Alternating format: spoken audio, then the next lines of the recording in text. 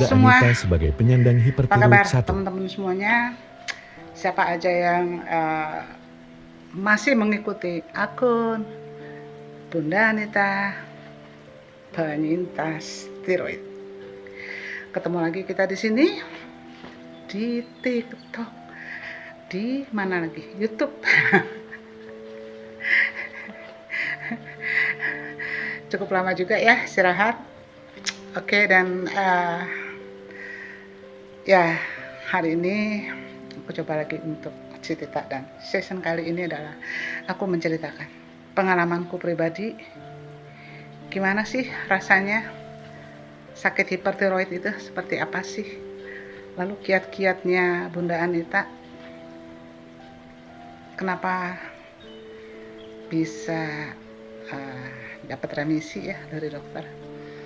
Kalau dibilang sembuh, enggak, kan udah dijelasin ya sebelumnya, enggak ada kata sembuh untuk penyakit gangguan tiroid, baik hiper, hipo, atau yang lain. Oke, nah dalam hal ini aku sebagai penyintas hipertiroid, artinya aku dulu pernah merasakan nggak enaknya, sumpah. Karena sekarang dikit-dikit sumpah, asli itu sangat nggak enak. Oke, nah sekarang aku mulai menceritakan pengalaman pribadiku tuh. Saat aku didiagnosa hipertiroid oleh dokter ya. Jadi pada awal tahun 2019 itu ya, aku sakit batuk ya, batuk parah itu berhari-hari nggak sembuh-sembuh ya. Batuk parah itu sampai napas itu agak tersengal-sengal ya, lalu sampai suaraku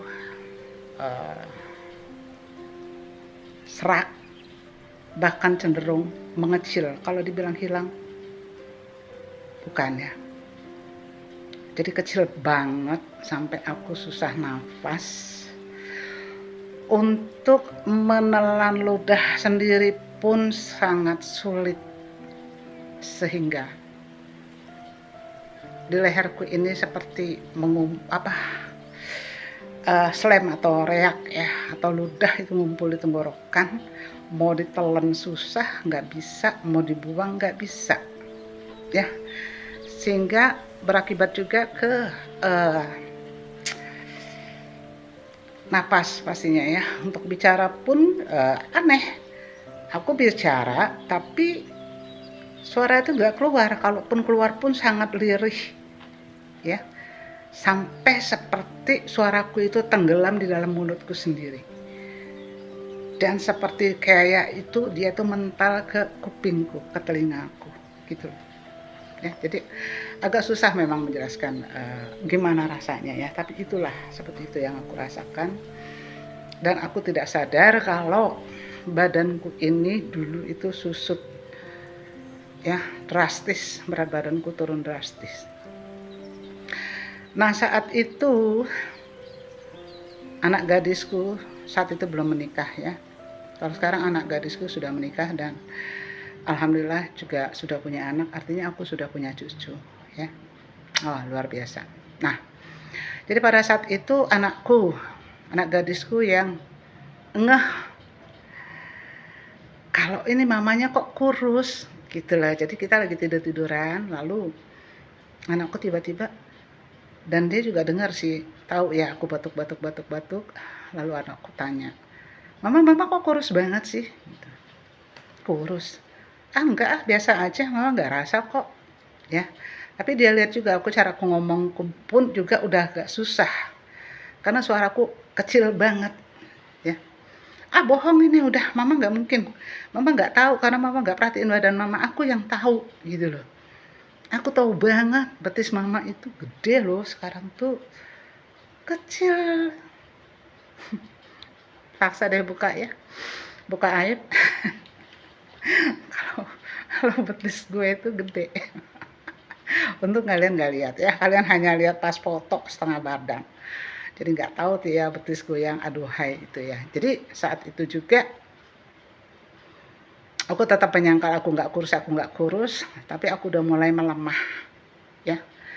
Dan akhirnya anakku saat itu memaksa aku untuk berobat ya, langsung berangkat ke rumah sakit ya. Nggak pakai tunda-tunda lagi, cuma ganti baju doang, nggak pakai mandi dan segala macam, langsung cus ke rumah sakit ya. Nah, sampailah aku di rumah sakit, dan sampai di rumah sakit itu tahu dong rumah sakit itu kayak apa, udah kayak pasar lah ya. Nah, di situ aku juga baru menyadari bahwa aku nggak kuat lihat orang yang warawiri, melihat orang yang begini, ini agak sedikit ramai memang pada saat itu ya. Sehingga aku tidak mampu berjalan. Dan aku minta anakku untuk mengambil kursi roda, dan akhirnya aku didorong pakai kursi roda, oke. Dan sambil menunggu antrian untuk dipanggil itulah, aku keringetan ini, agak gerah ya. Dan pada saat menunggu antrian itulah cukup lama ya. Itu aku hanya mampu duduk di kursi roda dan tidak bisa memandang ke depan, ke samping kanan atau ke samping kiri atau bahkan ke belakang. Kenapa? Di situ juga aku menyadari bahwa aku sudah tidak bisa pada saat itu ya. Aku tidak bisa menatap benda yang bergerak. Ini seperti vertigo ya. Aku dulu pernah vertigo, cuman nggak parah. Ya, jadi ini seperti vertigo, dan pada saat itu aku berpikir, oh, jangan-jangan vertigo aku kumat nih, tapi kok parah banget ya. Lihat orang lalu lalang itu membuat aku langsung kelayangan, sehingga satu-satunya jalan pada saat itu supaya aku bisa bertahan di kursi roda itu adalah aku hanya menatap ke lantai. Menunduk, menatap ke lantai. Udah nggak mau lihat lagi kanan kiri atau lagi ke depan, apalagi ke depan ya. Lalu singkat cerita, masuklah kita ke kamar dokter ya, klinik ya. Klinik di rumah sakit cukup besar di Bekasi Timur ya. Dan aku pada saat itu karena kita belum tahu ini sakit apa, sehingga aku memutuskan untuk konsul hanya ke dokter penyakit dalam. Oke. Udah sampai di sana, udahlah pada saat itu udah mulai COVID ya.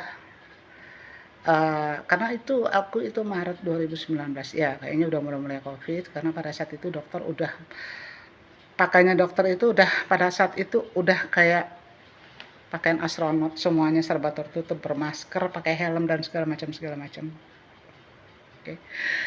Pada saat itulah dokter tanya aku, menatap aku, dan saat itu dia lihat berkasnya, karena di depan itu kan sebelum masuk itu kan kita diperiksa dulu ya sama perawat ya, tensi, berat badan. Dan pada saat itulah dokter bilang berat badan aku saat itu hanya 46 kg ya, padahal berat badanku normal itu ya 56 sampai 58, naik turun itu sekitar 2 kilo, itu normal. Dari dulu itu naik berat badanku itu naik dan turun hanya 2 kg ya. Kalau lagi banyak makan bisa sampai 58, kalau lagi malas makan di 56, stuck di 56. Oke, lalu saat itulah mulai dokter tanya-tanya aku. Oke. Dan saat itu dokter hanya notice, pertama kali dia lihat aku tuh dia notice mata ibu kok besar sebelah ya. Aku pun juga nggak ngeh. Dan aku hanya jawab, nggak tahu dok, Anda yang menentukan besar atau tidak, bukan saya. Nanti kita sambung lagi, oke? Sampai ketemu, sehat dan happy always.